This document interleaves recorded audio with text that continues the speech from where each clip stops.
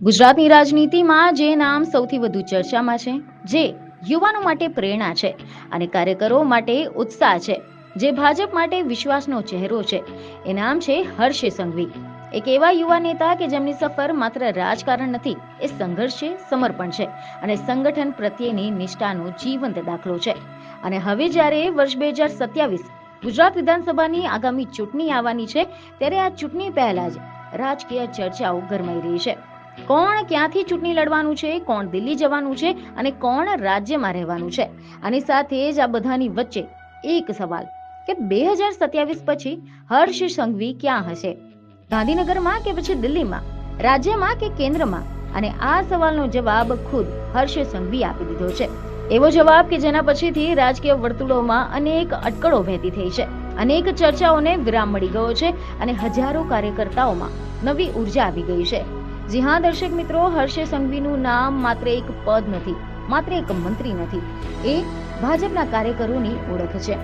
એક એવા યુવાન કે જેમનો રાજકારણમાં કોઈ રાજકીય બેકગ્રાઉન્ડ ન હતો, કોઈ રાજવંશ ન હતો, કોઈ પરિવારની રાજકીય વારસાગત પરંપરા ન હતી, છતાં પણ આજે રાજ્યના નાયબ મુખ્યમંત્રી. આ સફર સહેલી ન હતી. સુરતની ગલીઓથી લઈને ગાંધીનગરના સત્તાના કોરિડોર સુધી પહોંચવાનો રસ્તો માત્ર મહેનતથી બન્યો છે. અને કદાચ એટલા જ માટે હર્ષ સંઘવી જ્યારે કહે છે કે હું પાર્ટીનો સૈનિક છું, ત્યારે એ શબ્દો માત્ર વાક્ય નથી રહેતા, તેમની ઓળખ બની જાય છે. જો કે તાજેતરમાં એક કાર્યક્રમમાં જ્યારે તેમને એવું પૂછવામાં આવ્યું કે 2027 પછી તમે પોતાને ક્યાં જુઓ છો, ગાંધીનગરમાં કે પછી દિલ્હીમાં, તો કદાચ બધાને એવું લાગ્યું હશે કે હવે તો કોઈ મોટો રાજકીય સંકેત મળશે. કદાચ કેન્દ્રમાં જવાની વાત કરશે, કદાચ રાષ્ટ્રીય રાજકારણમાં પ્રવેશ કરવાની જાહેરાત કરશે.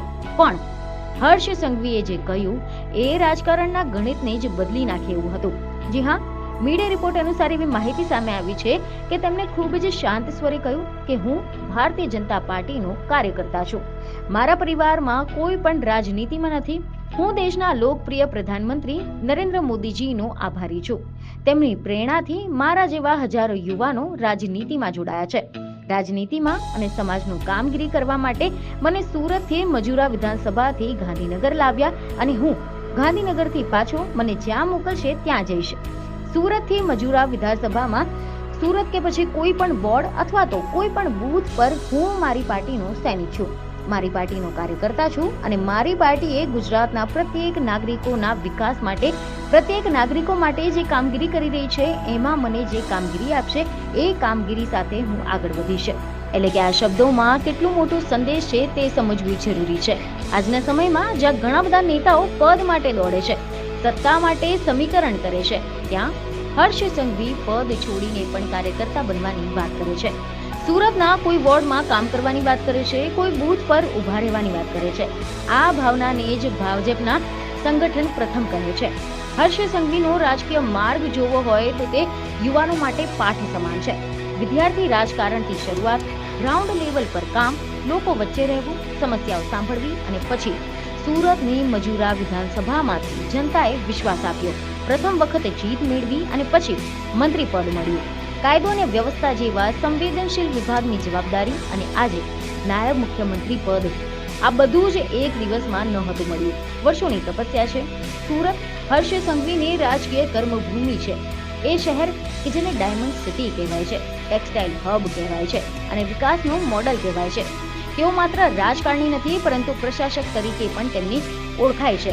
અને જ્યારે તેઓ કહે છે કે અમદાવાદથી સુરત જતા રસ્તામાં દિલ્હી નથી આવતું, ત્યારે એ માત્ર મજાક નથી, એ રાજકીય સંદેશ છે. તેઓ કહી રહ્યા છે કે મારું ઘર ગુજરાતમાં છે, મારું મન ગુજરાતમાં છે અને મારી રાજકીય સફર પણ ગુજરાત માટે જ છે. આ નિવેદનોનો રાજકીય અર્થ સમજીએ તો 2027ની ચૂંટણી પહેલા ભાજપ યુવા નેતૃત્વને આગળ લાવી રહી છે અને હર્ષ સંઘવી એ યુવા ચહેરાઓમાં સૌથી મજબૂત માનવામાં આવે છે. ભવિષ્યમાં રાજ્યના મોટા પદો માટે તેમનું નામ ચર્ચામાં રહેવું સ્વાભાવિક છે અને આવી સ્થિતિમાં કેન્દ્રમાં જવાની અટકળો થવી પણ સ્વાભાવિક છે. પરંતુ તેમને તો સ્પષ્ટ કહી દીધું કે હું અહીંનો જ છું. ગુજરાતની રાજનીતિમાં એક ખાસ પરંપરા છે. અહીં કાર્યકર્તા પરથી નેતા બને છે અને નેતા ફરી એકવાર કાર્યકર્તા બની શકે છે. નરેન્દ્ર મોદી તેમનો સૌથી મોટો દાખલો છે અને હર્ષ સંઘવી ખુદ કહે છે કે મોદીજી મારી પ્રેરણા છે. એટલે તેમનું મોડલ પણ એ જ છે. આગામી સમયમાં સ્થાનિક સ્વરાજ્યની ચૂંટણી છે અને ત્રીજી પાર્ટી પ્રવેશ કરવાનો પ્રયત્ન કરી રહી છે, પરંતુ હર્ષ સંઘવીનો વિશ્વાસ અડગ છે. આ અંગે તેઓ કહે છે કે ભાજપ અને ગુજરાતની જનતા વિશ્વનું સૌથી મોટું સંયુક્ત કુટુંબ છે, એક સિક્કાના બે પહેલું. અને ભાજપના કાર્યકરો લોકોની વચ્ચે રહીને રાત દિવસ કામ કરનારા લોકો છે. પ્રત્યેક સમાજનો વિકાસ થયો છે. તમામ નાગરિકો અમારા પરિવાર છે. ભાજપના કાર્યકરો ફક્ત ઇલેક્શન ટુરિઝમ માટે નથી નીકળતા, લોકોની વચ્ચે રહીને રાત દિવસ કામ કરે છે. અમદાવાદનો વિકાસ કરનાર કોણ? નાગરિકો અને ભાજપ સાથે મળીને થયો છે. આગે આગે દેખો હોતા હે ક્યા. હા, અમદાવાદથી સુરતના જે રસ્તા છે તેમાં દિલ્હી નથી આવતું. વડોદરા આવે છે, ભરૂચ આવે છે, અંકલેશ્વર આવે છે, કીમ આવે છે, કામરેજ આવે છે અને એના પછી વરાછા આવે છે. વરાછાથી સ્ટેશન આવે છે, સ્ટેશનથી રિંગ રોડ આવે છે અને ત્યાંથી મજુરા ગેટ આવે છે. મજુરા ગેટથી અઠવા ગેટ આવે છે અને અઠવા લાઇન્સ આવે છે અને પાર્લે પોઈન્ટ પછી આગળ મારું ઘર આવે છે. એટલે દિલ્હી જવાનો સવાલ જ નથી. આમ હર્ષ સંઘવીએ સ્પષ્ટ સંકેત આપ્યો છે કે તેઓ 2027ની ચૂંટણી બાદ ગુજરાતમાં જ રહેવાના છે અને તેમનો કેન્દ્રીય નેતૃત્વમાં જોડાવાનો કોઈ ઈરાદો નથી. મહત્વનું છે કે 2027 પછી હર્ષ સંઘવી ક્યાં હશે? તેનો જવાબ કદાચ આ એક વાક્યમાં છે કે જ્યાં પાર્ટી મોકલશે ત્યાં.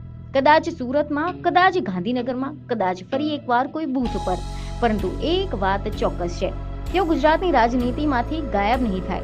તો આગામી વર્ષોમાં ગુજરાતની રાજકીય દિશા નક્કી થશે, યુવાનોને નેતૃત્વ વધુ મજબૂત બનશે અને કદાચ હર્ષ સંઘવી એ પરિવર્તનના કેન્દ્રમાં હશે. સમય બતાવશે કે 2027 પછી શું થાય છે, પરંતુ આજે એટલું ચોક્કસ છે કે આ યુવા નેતા ગુજરાતને છોડવા નથી માંગતા, ગુજરાત સાથે જ આગળ વધવાના છે. તો હવે આ વિષય પર તમારું શું કહેવું છે તેમને કમેન્ટમાં જરૂરથી જણાવો. બીજને ખબરો સાથે ફરી મળીશું. ધન્યવાદ.